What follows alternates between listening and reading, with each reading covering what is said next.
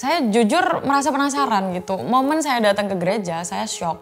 Ini menyembah Tuhan tapi kok kayak konser gitu. Saya masih banyak memaki-maki dalam hati saya gitu.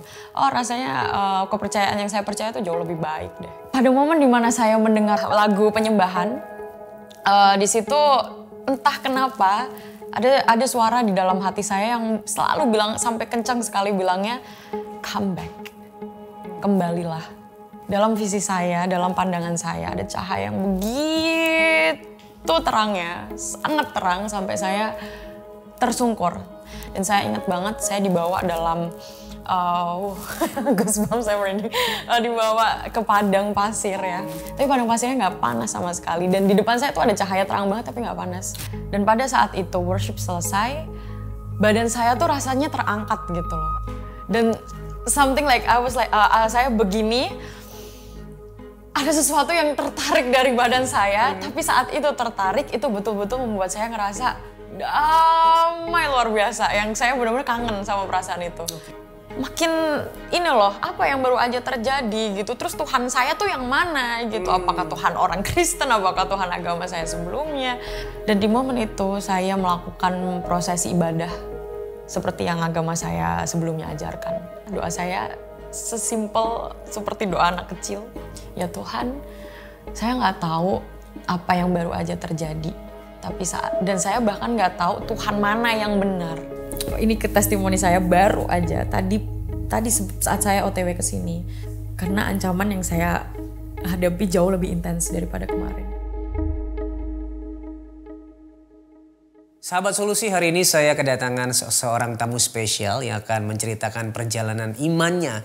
So please welcome Kak Aya. Hai. Halo, namanya Tiara sebenarnya ya. Iya betul. Cuman orang lebih kenal Aya. Aya. Oke. Thank you banget sudah datang ke Solusi. Jauh-jauh, tinggal di Bali kan ya.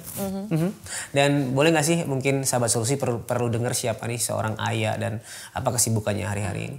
Kesibukan saya saat ini membantu teman-teman di luar sana yang sedang merasa kesulitan dalam mindset, untuk yang selalu merasa memiliki mentalitas korban dan memiliki pandangan bahwa kehidupan tidak selalu baik untuk mereka. Saya merasa terpanggil untuk membantu teman-teman yang merasa seperti itu, dan kebanyakan untuk para generasi muda.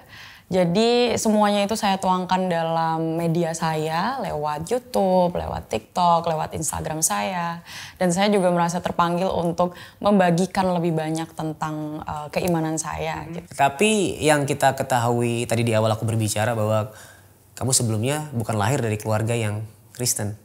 Nah, kamu tumbuh dalam keluarga yang seperti apa sebenarnya sih? Keluarga saya secara keimanan mereka kencang, sangat kencang. Bahkan pada saat dulu saya sempat beribadah langsung ke tempat yang memang didedikasikan mereka sebagai tujuan beribadah. Dan dari situ keluarga-keluarga lain memandang keluarga saya itu cukup terpandang dalam hal agama. Oke, nah bagaimana pertama kalinya kamu pada akhirnya ada sedikit, ada panggilan nih untuk mengenal Tuhan Yesus atau Tuhan yang benar gitu.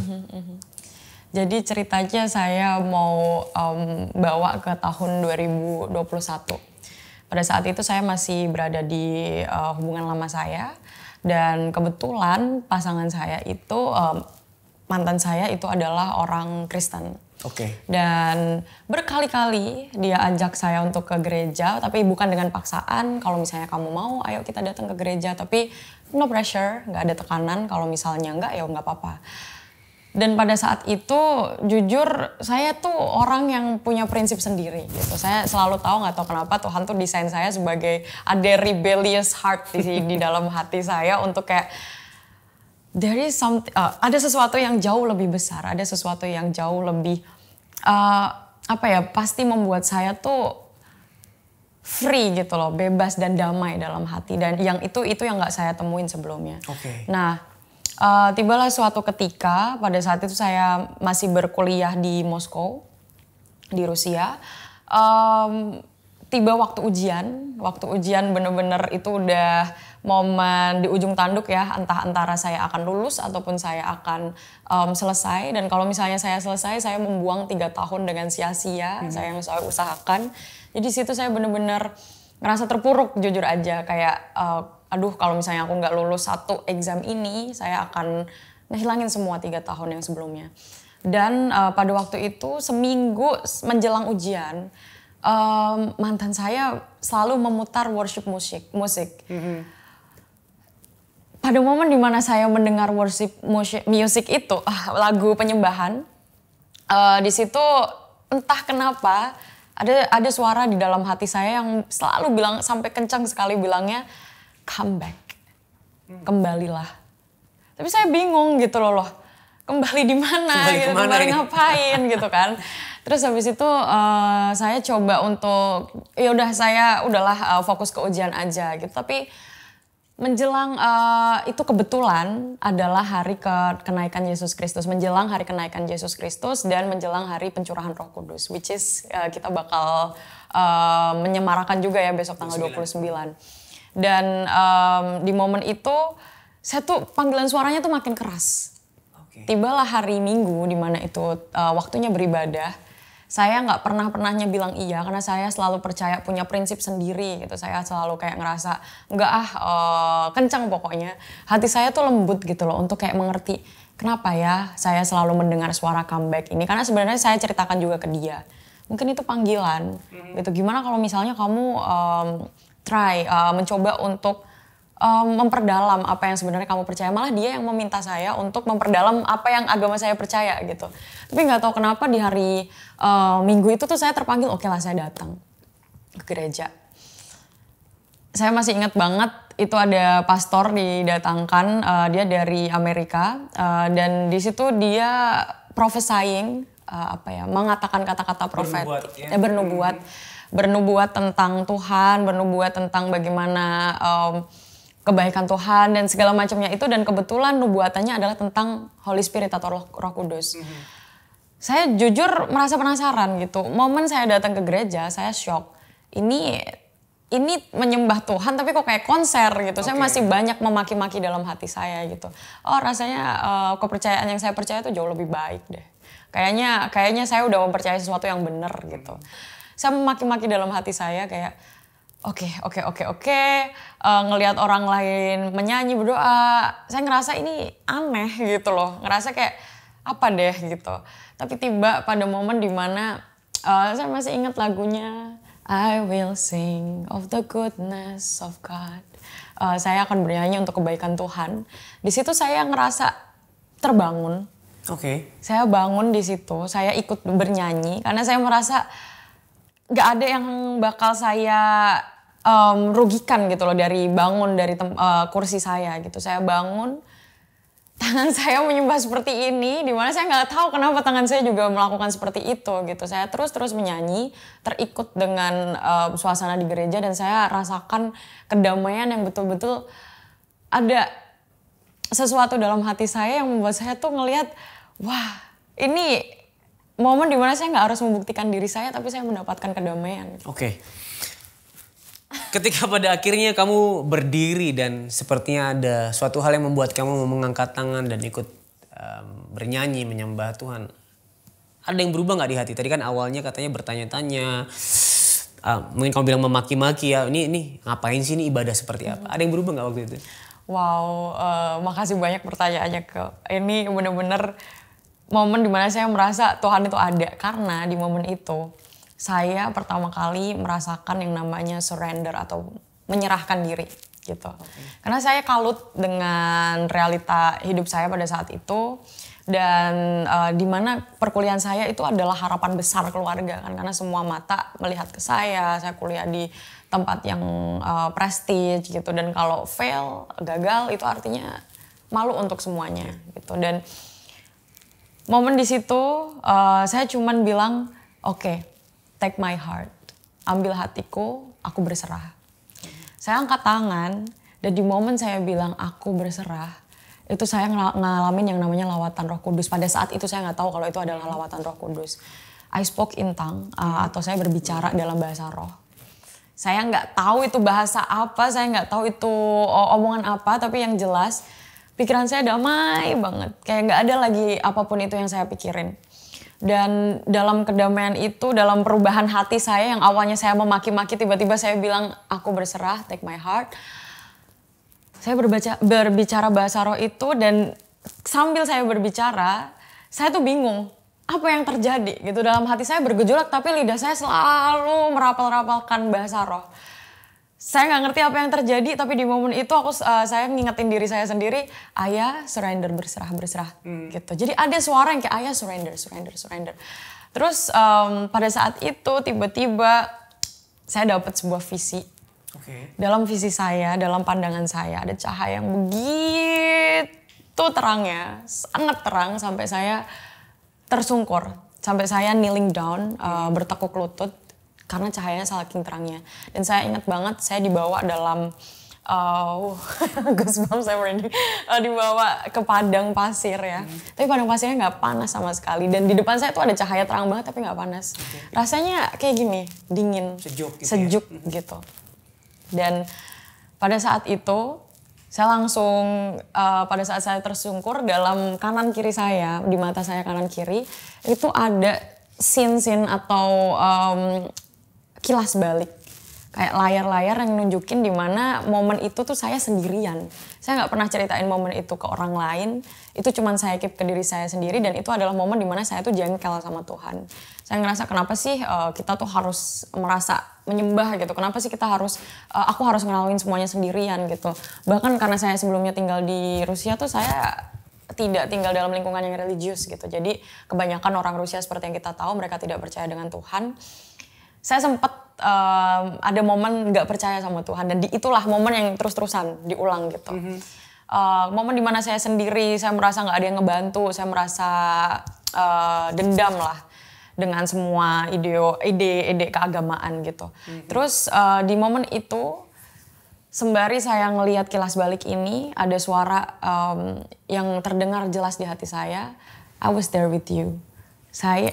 Aku selalu berada di sana bersama kamu. Di momen itu saya ingat banget dalam hati saya minta ampun. Ya Tuhan, saya minta ampun atas segala yang saya lakukan, atas segala hal yang saya lupakan bahwa Engkau ada, atas segala hal yang mungkin tidak pernah saya lihat tapi Engkau selalu ada di sana. Dan disitulah saya mendengar suara lagi dari cahaya itu. Suara ini bukan suara yang didengar dari telinga gitu, tapi ada sesuatu yang bicara di kepala saya. Come to me and I will show you the way. Ikuti aku dan akan kutunjukkan jalannya. Oke, saya ingatkan diri saya lagi untuk berserah. Dan pada saat itu worship selesai, badan saya tuh rasanya terangkat gitu loh. Dan something like I was like, saya begini, ada sesuatu yang tertarik dari badan saya, tapi saat itu tertarik itu betul-betul membuat saya ngerasa damai luar biasa. Yang saya benar-benar kangen sama perasaan itu. Gak ada lagi beban, gak ada lagi ngerasa terpuruk, gak ada lagi rasa takut, gak ada lagi bahkan merasa bingung pun dalam mungkin 30 detik saya merasa itu udah hilang. Kedamaian yang benar-benar luar biasa. Dan itu saya bisa bicara itu karena itu disaksikan, karena saya datang dengan mantan saya di gereja pada saat itu. Dan dia juga menyaksikan bagaimana tubuh saya terangkat. Secara fisik? Secara fisik, tubuh saya terangkat, lalu setelah itu saya duduk. Dan saya diem, saya bingung apa yang terjadi. Dan bukan di momen itu saya langsung percaya sama Tuhan Yesus. Justru di momen itu makin banyak pertanyaan di kepala saya. Iya. Mengalami satu pengalaman yang luar biasa sebenarnya ya, tetapi justru semakin bertanya-tanya. Apa yang kamu pertanyakan hari-hari itu? Saya bertanya-tanya apa yang baru saja terjadi karena saya tidak merasa itu nyata. Saya merasanya kayak halusinasi saja gitu ya. Apakah saya cuman delulu, apakah saya kan ada ya yang namanya spiritual effect ketika kita datang ke sebuah tempat terus kita merasa ada sebuah hal yang terjadi, itu saya sensasi aja gitu. Dan di situ makin banyak pertanyaan kok, kayak saya pulang ke apart saya waktu itu. Makin ini loh, apa yang baru aja terjadi gitu. Terus Tuhan saya tuh yang mana gitu. Apakah Tuhan orang Kristen, apakah Tuhan agama saya sebelumnya. Dan di momen itu saya melakukan prosesi ibadah seperti yang agama saya sebelumnya ajarkan. Tapi pada saat saya ibadah, dengan segala kekalutan saya udah lupa kalau besoknya tuh saya ada ujian. Saya udah benar-benar lupa di situ. Saya cuma fokus ke hal itu. Pada momen itu saya melakukan ibadah, tapi pada saat saya doa saya sesimpel seperti doa anak kecil. Ya Tuhan, saya nggak tahu apa yang baru aja terjadi. Dan saya bahkan nggak tahu Tuhan mana yang benar.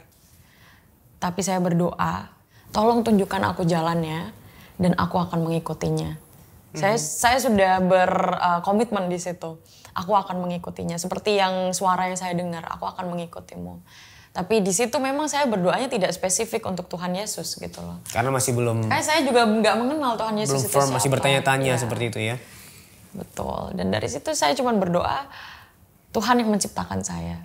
Dan seiring waktu Tuhan pertemukan saya dengan orang-orang yang membawa saya mengenal lebih dekat tentang Yesus. Saya mulai terpanggil untuk baca Alkitab. Saya mulai terpanggil untuk betul-betul mencari siapa itu Tuhan sebenarnya. Karena sebelumnya ternyata saya baru menyadari Tuhan yang saya kenal itu Tuhan dari omongan orang lain. Tuhan dari rapalan-rapalan kata yang kadang membuat saya ngerasa itu cuman stick aja gitu. Bukan sesuatu yang betul-betul saya gripping, mencengkram keras gitu loh esensinya apa. Tapi ketika Tuhan bantu saya dalam prosesnya, dia pertemukan saya dengan orang lain, meskipun on and off ya pada saat itu, tidak semulus itu juga. Tapi betul-betul saya ngerasain yang namanya Tuhan itu adalah sebuah hubungan. Jadi bukan sekedar terlandaskan oleh agama atau apa yang orang lain preaching, khotbahkan gitu. Dan saya mulai bangun relationship saya sama Tuhan semenjak saat itu. Dan dari situ juga saya mulai mengenal Yesus, mengenal Holy Trinity, mengenal Bapa, dan mulai ngebangun identitas saya dalam Tuhan. Oke, ya. Itu kan cerita yang cukup panjang ya, tapi aku pengen denger secara proses detailnya itu gimana pada akhirnya kan pada awalnya kan berkata Tuhan yang menciptakan aku. Pada akhirnya gimana bisa tercetus satu nama Yesus Kristus di dalam hidup kamu? Dengan proses. Jadi setelah saya doakan itu, saya mulai fokus lagi sama kehidupan saya yang sebelumnya saya ceritakan ada ujian segala macam. Ujiannya gimana by the way? Lulus. Puji Tuhan lulus. Terus ya saya jalani kehidupan saya seperti biasa. Tapi hati saya tuh selalu terpanggil. I want to know God more. Saya ingin tahu Tuhan lebih lagi. Dan dari situ saya mulai rutin datang ke gereja tapi dengan keadaan diam-diam. Gitu. Jadi saya pilih gereja yang ada di mall. Oke, ini berarti sudah pulang ya ke Indonesia? Iya, itu udah ada di Indonesia. Saya pilih gereja di sebenarnya pada saat lawatan itu juga saya di gereja di Indonesia, tapi jadi saya ambil ujian itu online. Gitu. Terus saya izinnya ke orang tua saya pada saat itu saya mau nge-mall aja gitu karena saya belum berani membicarakan tentang iman saya.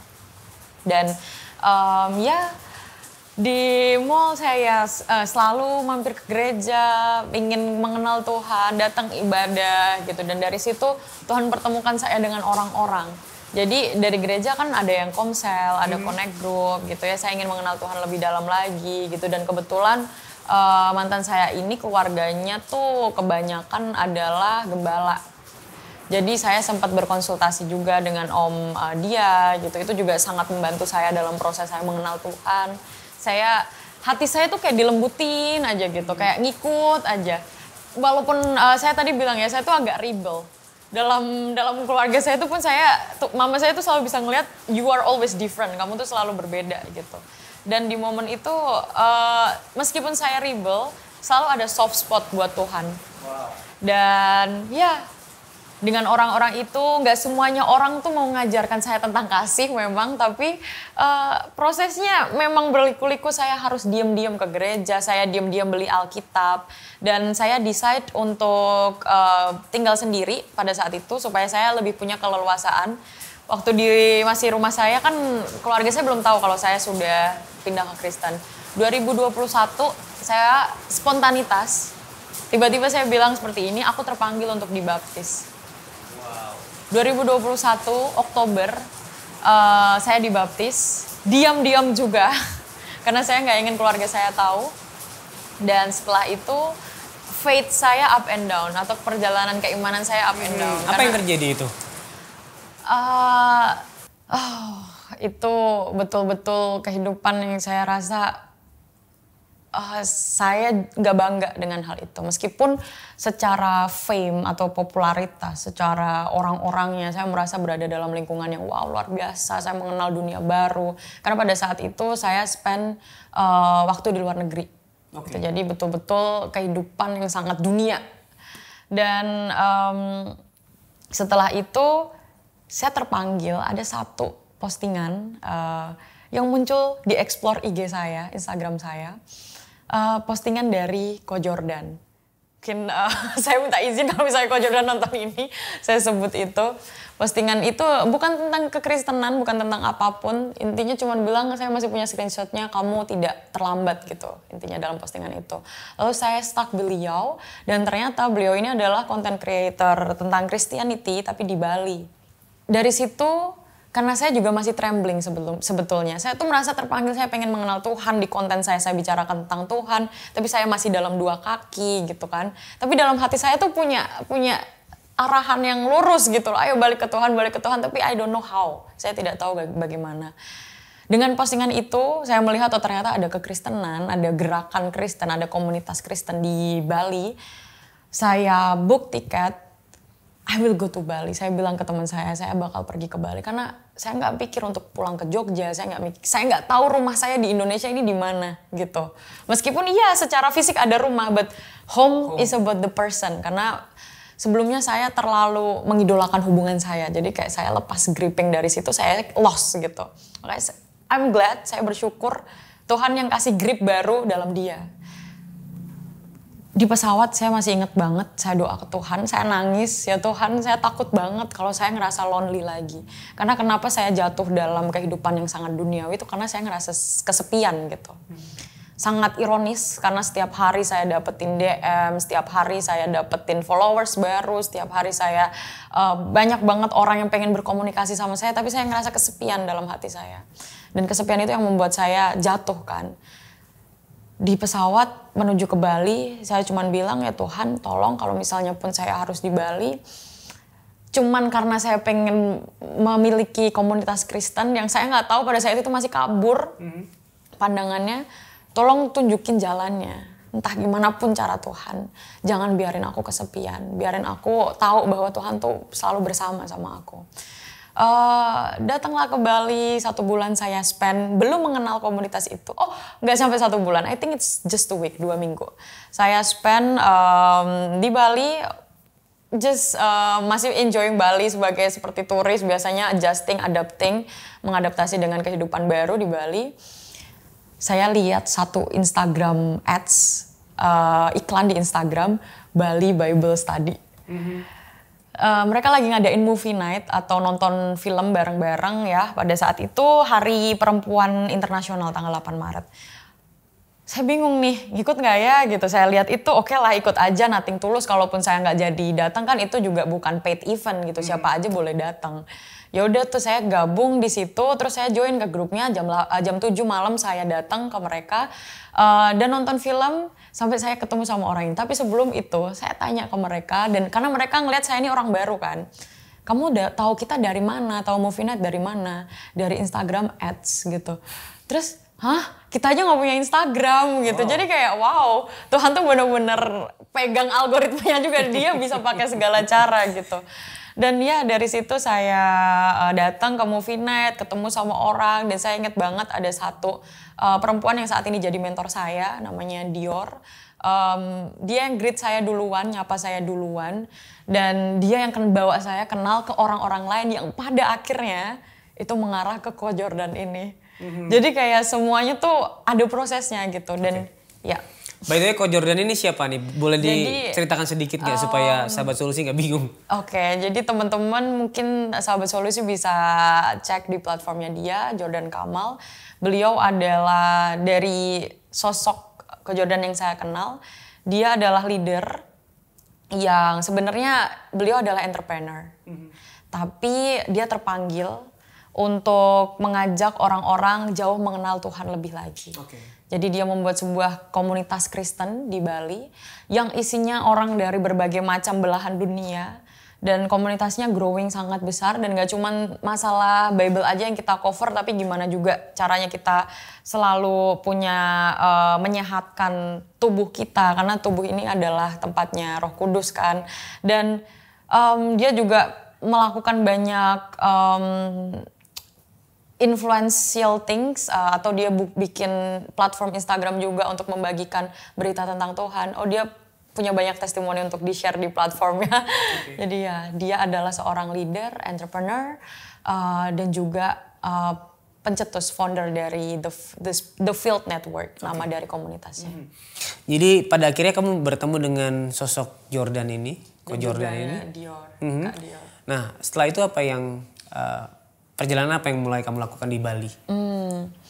Di situ saya betul-betul merasa komunitas ini sangat berpengaruh ya. Karena mereka tuh hampir setiap hari bahkan kita ketemu sama orang-orang yang sama-sama pencari Tuhan. Mereka sangat lapar akan Tuhan. Jadi ketika kita ketemu bahkan jam 3 malam kok. 3 malam kita masih ngobrol dengan perempuan karena ada komunitas perempuannya juga dari Kak Dior ini. Belum namanya. Yang kita omongin adalah Bible study. Kita ngomongin tentang Tuhan, itu gak ada habisnya. Jadi saya juga ngerasa Tuhan benar-benar jawab doa saya yang pada saat itu saya nangis di pesawat. Tuhan, saya gak mau sendirian. Dia betul-betul kirim teman-teman yang membantu saya untuk growing my faith. Yang sampai pada akhirnya sekarang saya punya komunitas yang juga faith-based. Di Up Level Community. Gitu, jadi itu yang terjadi kalau Tuhan udah bekerja, dia kasih percepatan. Komunitas saya baru resmiin di 25 Maret 2025. Dan anggotanya udah dari Maret itu sampai sekarang 1.200 lebih. Jadi luar biasa Tuhan kalau udah bekerja gitu. Karena akhirnya saya punya fondasi di mana platform saya, funnel saya akan saya bicarakan tuh kemana, arahnya ke apa, bibitnya apa, buahnya apa. Di Tuhan itu juga sangat terbantu lewat apa yang saya jalani di Bali ini. Jadi Bali benar-benar kenapa saya memutuskan untuk long stay di sana, saya mau belajar tentang Tuhan.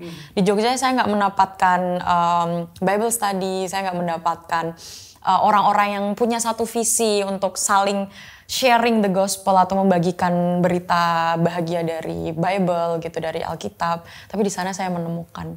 Jadi perjalanan keimanan saya tidak lebih dan tidak kurang itu terbantu juga karena komunitas. Nah ketika di Bali itu kamu bilang kamu semakin bertumbuh, semakin mengenal Tuhan, ya secara khusus kamu mengenal juru selamat kita semua, Yesus Kristus, ya. Nah apa yang berubah pandangan kamu terhadap Tuhan? Ketika dulunya kamu berkata, aku mau menjadi Kristen, aku ke gereja, aku baca Alkitab. Setelah kamu belajar dan mengenal tentang Tuhan, apa yang jadi beda di situ? Aku jadi lebih tahu ternyata menyembah Tuhan itu bukan tentang what atau tentang apa, tapi tentang who, tentang siapa. Itu satu penyadaran luar biasa buat aku karena ini adalah tentang kepribadian dari Tuhan Yesus sendiri. Gitu. Sebelumnya saya mengenal Tuhan Yesus, saya kagum atas dia. Semua di Alkitab itu sangat-sangat make sense. Karena Tuhan tuh kayaknya tahu banget karakter saya. Dia buat saya sebagai seorang ayah yang terdorong dengan curiosity atau rasa penasaran. Jadi pada saat awal-awal saya masuk Kristen, kenapa saya dipertemukan dengan orang-orang itu? Karena saya selalu punya pertanyaan lebih gitu, pengen tahu lebih. Dan dari situlah Tuhan ngajakin saya mengarah. Perubahan yang saya rasakan di diri saya bukan lagi melihat Tuhan sebagai wish generator saya, tapi justru mengenal pribadinya dia.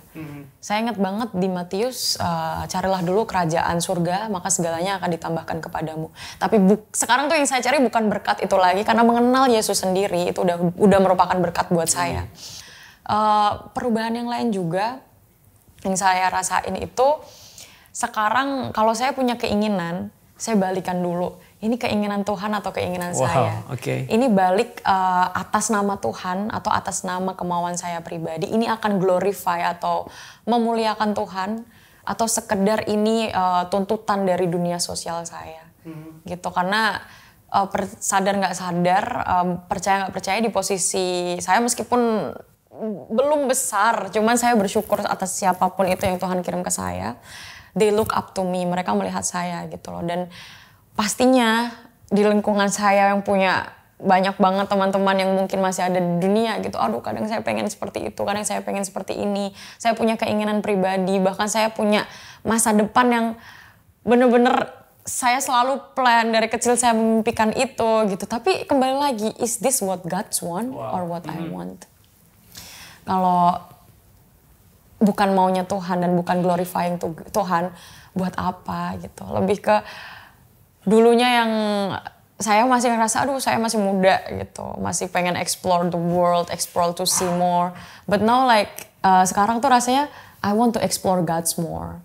What does He wants for me? Apa yang Tuhan inginkan untuk aku percayai, aku lihat dari Dia.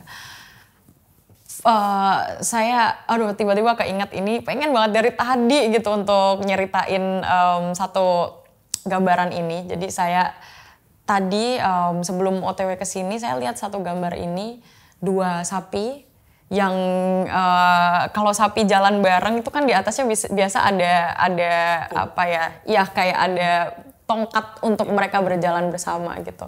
Dan lewat gambar itu saya ngerasa Tuhan ngingetin saya, kamu tuh nggak pernah sendirian.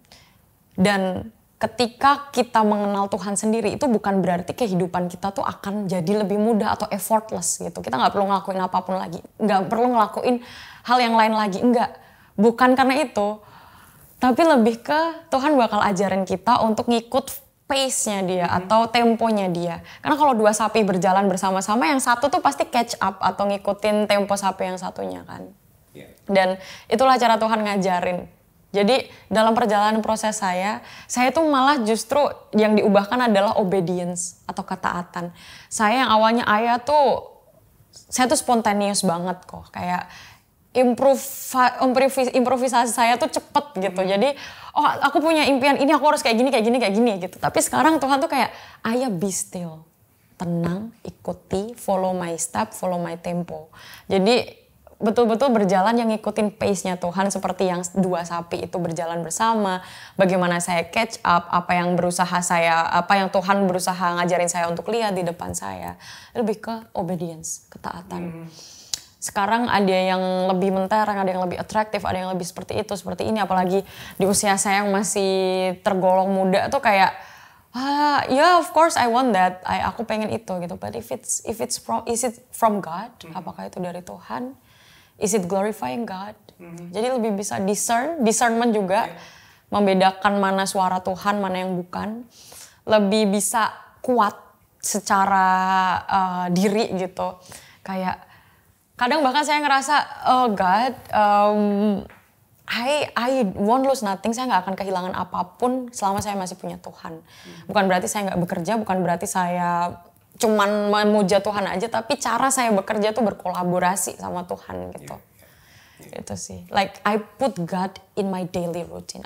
Saya taruh Tuhan dalam rutinitas pribadi saya. Oke, sebelum kita masuk ke kehidupanmu sekarang, terutama di hadapan keluarga, aku pengen tanya satu. Bagaimana kamu sekarang memandang Yesus Kristus? Wah, He's my everything. Betul-betul aku gak sendirian gitu. Karena cara enemy atau musuh nge-attack aku tuh dengan loneliness aku gitu loh. Ada beberapa momen saya gak punya apa-apa dan saya tinggal sendiri. Gak bisa minta orang tua lagi because of my faith. Tapi Tuhan yang sediakan. Dari setiap kehidupan saya, dari setiap cerita saya. Kalau saya lihat red dots-nya atau titik merahnya, semuanya tuh terhubung. Gitu kayak, wow ternyata tuh apa yang dulunya saya gak paham itu menyiapkan saya untuk di posisi saya saat ini. Dan itu semua karena Tuhan. Jadi ketika pun ada keraguan dalam diri saya selalu pastiin, bilang ke diri saya sendiri, Ayah, dulu pun kamu ragu tapi nyatanya Tuhan kasih jalan gitu. Jadi kedepannya kalau kamu udah jalan sama Tuhan gak akan ada lagi hal yang harusnya membuat kamu ragu. Dan ya basically everything. Pada akhirnya kamu mengaku dong ke keluarga? Sebetulnya kalau untuk pengakuan sendiri, saya itu belum merasa terpanggil untuk mengaku. Jadi Yang terjadi adalah karena saya kan karirnya di sosial media ya. Of course dong keluarga follow saya, mama saya ikutin saya gitu. Sebelumnya 2021 sampai awal 2025 keluarga saya tuh nggak mengerti kalau saya ini sudah pindah. Saya menceritakan tentang Tuhan, saya bicara tentang Tuhan tapi masih in disguise atau disamarkan lewat konten saya. Tapi mama saya, ya namanya mama ya, pasti ada ikatan batin gitu. Dia sudah merasa bahwa saya ini sudah berbalik keyakinan. Tapi puji Tuhan itu mama saya open up dengan saya kalau mama saya sudah merasa itu tuh baru di awal 2025, di bulan Maret kemarin ini. Mama tuh sebenarnya udah ngerasa dan tahu kalau misalnya kamu udah pindah keyakinan. Mama nggak memaksa kamu, tapi mama selalu berdoa kamu dapat hidayah untuk kembali. Gitu. Itu yang dibicarakan mama saya. Dan itu terjadi karena doa.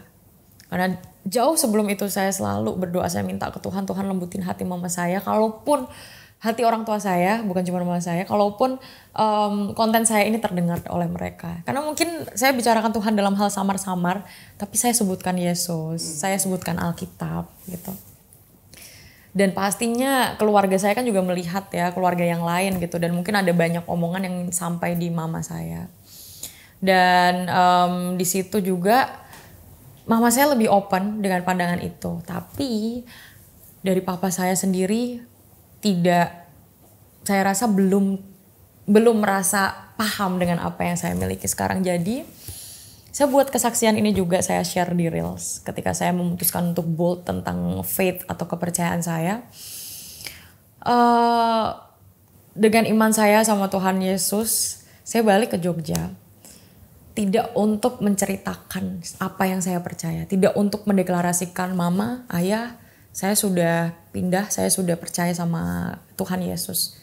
Enggak. Cara Tuhan Yesus ngajarin saya adalah dengan menjadi contoh dan teladan. Jadi saya pulang ke Jogja, saya terpanggil sekali untuk pulang, gak tahu kenapa. Padahal pada masa itu saya lagi happy-happynya di Bali. Tapi saya dapat mimpi, Tuhan kasih saya mimpi. Saya di situ makan sama mama saya, sama papa saya, dan kita bicara soal Tuhan Yesus. Dan mimpi itu sejak saat itu saya nggak cuma lihat itu sebagai mimpi atau khayalan belaka, itu adalah janji dari Tuhan. Tapi step pertama saya harus balik dulu, tunjukkan seberapa perubahan saya. Baru 24 kemarin saya pulang ke rumah, saya pulang ke Jogja. Yang pertama kali papa saya bilang ke saya, cahaya wajah kamu udah beda. Gitu. Tapi papa saya nggak mengerti kalau saya udah berubah keyakinan gitu, meskipun saya di sini pakai kalung ini. Dan kalau dari mama saya sudah paham. Hari selanjutnya itu hari Minggu, saya bilang ke mama saya mau ibadah. Saya sudah terang-terangan di situ. Meskipun mama saya juga masih kadang ada kata-kata kutukan, kadang ada kata-kata intimidasi, tapi saya juga ngerasa I have nothing to lose gitu. Saya juga nggak kehilangan apapun, kalaupun saya harus dibenci gitu loh. Jadi kayak merasa ya, I just need to love them. Aku cuman perlu menunjukkan sama mereka sebagaimana Tuhan rubah aku. Saya cuman perlu menanamkan benih biar nanti Tuhan yang siram. Jadi saya pulang, saya betul-betul cuman spend time sama keluarga. Dan 4 hari lalu saya harus ke Jakarta untuk podcast ini juga. Ya. Dan jujur di momen ini, ke testimoni saya baru aja. Tadi saat saya OTW ke sini, saya minta doa dari semua, dari pastor saya di Bali, dari komunitas The Field itu, dari mentor saya, karena ancaman yang saya hadapi jauh lebih intens daripada kemarin, daripada sebelumnya. Pada saat di rumah, karena Tuhan tuh nggak manggil saya untuk deklarasikan imanmu kepada mereka kalau kamu sudah percaya Yesus gitu, tapi tunjukkan, show them the evidence gitu, tunjukkan buktinya kalau kamu tuh berubah dengan damai, dengan sejahtera gitu.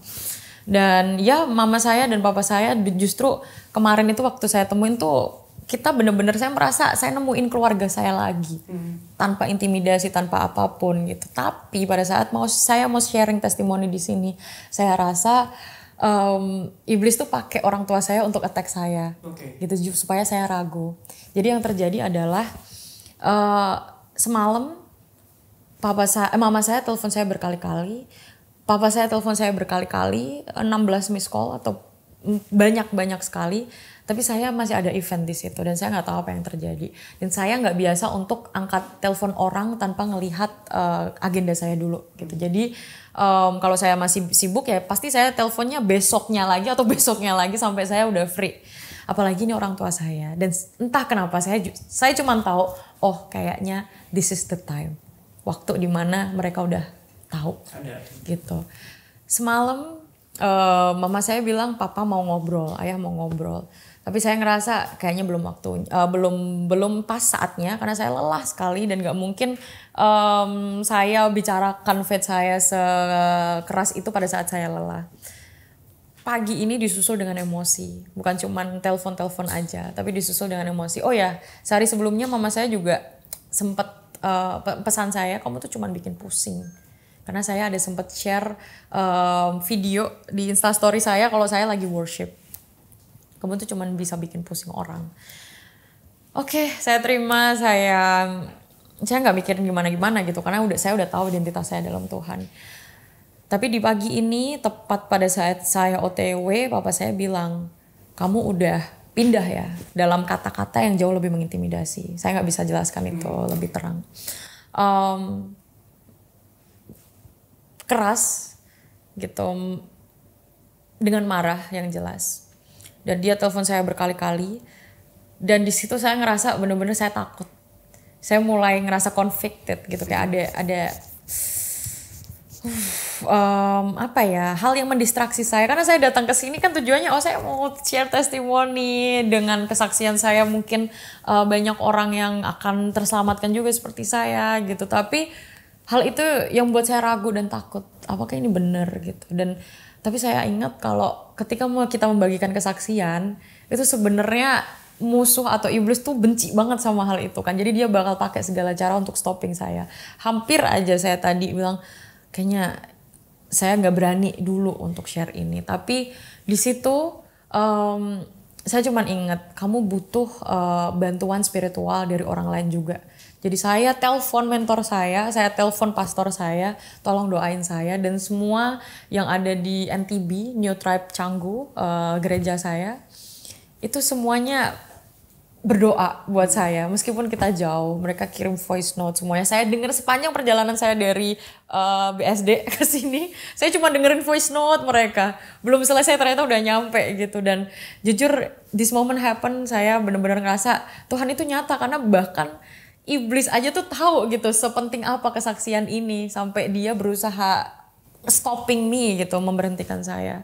So the moment where I feel spiritual realm is real.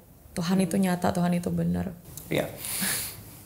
Selain doa dari teman-teman ya di Bali tadi ya, ketika kamu mengalami intimidasi, ancaman dari keluarga, apa yang membuat kamu pada akhirnya tetap berani dan dengan penuh damai sejahtera datang ke tempat ini untuk berbagi? Ingat lagi, identitas kita dalam Tuhan. Kita jauh lebih besar. Tuhan ciptakan kita, bawa kita dalam proses bukan karena supaya kita kecil dan sia-sia gitu.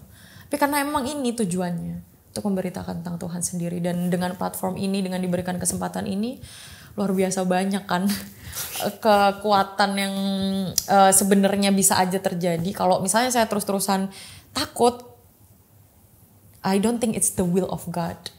So I keep reminding myself, is it the will of God or not? If you are stopping, of course no. God wants you to share the gospel. Okay. Ya. Terakhir sebelum kita selesai. By the way, thank you sudah datang ke sini di tengah segala kekalutan hati, ancaman dan rasa takut, tapi bersyukur Tuhan memberikan kekuatan, keberanian dan damai sejahtera untuk berbagi di sini. Satu hal sebelum selesai. Kalau ada sahabat solusi yang hari ini mungkin bimbang dalam imannya, seperti kamu yang bertanya-tanya, siapa sih Tuhan yang benar? Mungkin dalam perjalanan untuk mencari kebenaran yang sejati, boleh gak sampaikan sesuatu ke mereka? Pasti. Carilah dulu kerajaan surga, maka segalanya akan ditambahkan kepadamu. Berserah itu langkah pertama untuk kita bisa mengenal Tuhan.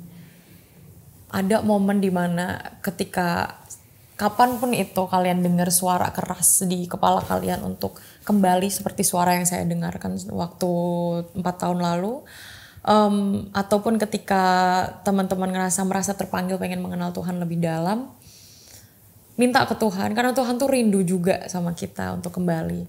Minta ke Tuhan, Tuhan tunjukkan aku jalannya. I'm willing to, I surrender my life. Saya menyerahkan kehidupan saya, Tuhan yang pimpin, Tuhan yang berikan saya. Percaya atau enggak, setelah itu pasti akan ada hal-hal yang akan hadir dalam kehidupan kalian tanpa kalian tahu. Dan proses Tuhan tuh mulus, so just follow and dance with the life process gitu. Dan pada akhirnya nanti Tuhan yang bakal arahin kalian, tapi kalian juga harus imankan perbuatan ya. Jangan cuma mau dan minta-minta aja, tapi cari. Do something, plant the seed, baca firman, buka Alkitab, dan selalu minta bimbingan Roh Kudus dan community. It's very important. Komunitas di mana kita bisa bicara tentang iman kita, membangun iman kita itu akan sangat penting. Jadi minta ke Tuhan, Tuhan hilangkan semua karakter yang tidak datang dari Engkau, datangkan apa yang ingin Engkau jadikan kepadaku sebagai identitasku, dan berikan aku orang-orang yang akan membantuku untuk lebih fokus dan hikmat di dalam Engkau. Nanti Tuhan bakal tunjukin jalannya. It's all about surrender. Ketika kita surrender, berserah, Tuhan yang bakal memberikan kita kuasanya gitu. Karena pada akhirnya kita melepaskan kontrol di tangan kita, dan sekarang kontrolnya di tangan Tuhan. Dan kalau udah di tangan Tuhan, gak ada yang mustahil. Oke. Amin. Thank you. Ayah, sekali lagi terima kasih banyak sudah main ke Solusi hari ini. Terima kasih banyak. Aku berdoa biar Tuhan terus pakai hidupmu untuk memberitakan kerajaannya, memberitakan kabar baik tentang Injil Yesus Kristus kepada banyak orang. Tuhan memberkati hidup kamu dan seluruh pelayanan kamu. Amin. Thank you so much.